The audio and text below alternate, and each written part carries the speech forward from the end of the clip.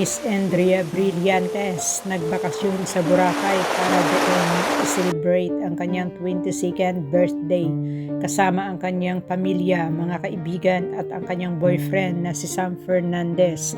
Narito ating panuorin.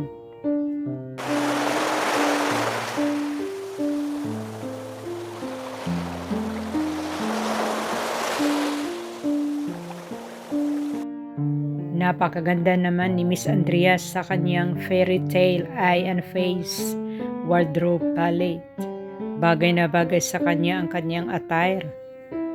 Actually, medyo fairy tale dream come true tong fairy tale wardrobe na to kasi nung bata talaga ako. Mahilig talaga ako mag-create ng dress up. So ko minsan princess ako, fairy or ako. Pahayag ng aktres, pangarap na nito ang fairy tale mula pa ng bata pa ito.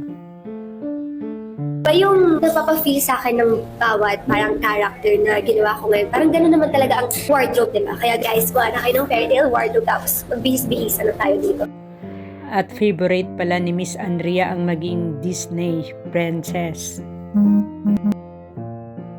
Life, hi!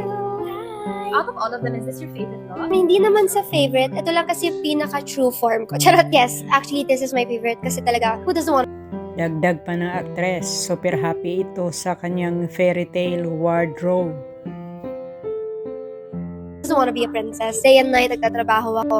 Halos everyday nag-work ako. So it feels so good. Parang princess lang ako. Disney princess lang. Super happy. As in like, nabubuhay yung childhood. Bagay na bagay naman kay Miss Andrea kahit anong attire at ayos. Time villain, princess, and magical creatures. Kulang na lang yung magsisave sa akin. I am my own savior. Ang aking tagapagtanggol ang sarili ko. And ito yun. Inspired ako.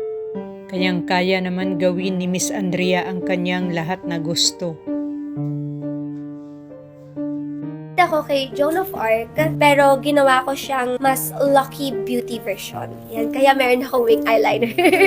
This look is very different from your usual Amazing beauty naman ang aktres sa eksena na ito at excited pa daw ito sa kanyang ginawa.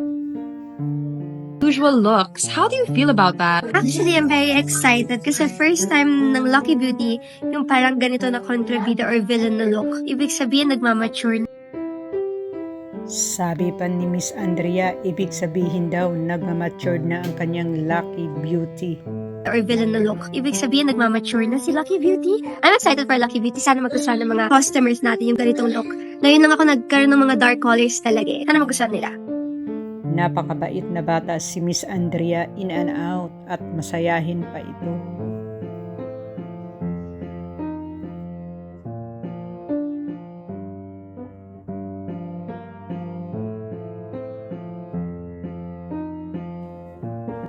At iba naman ang outfit ni Miss Andrea sa eksena na ito at maiksi na ang buhok.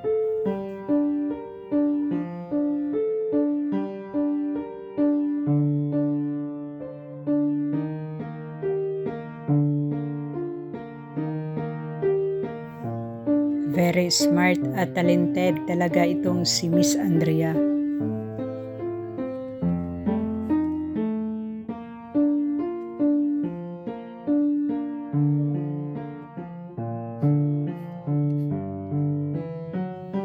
May God bless you always, Miss Andrea.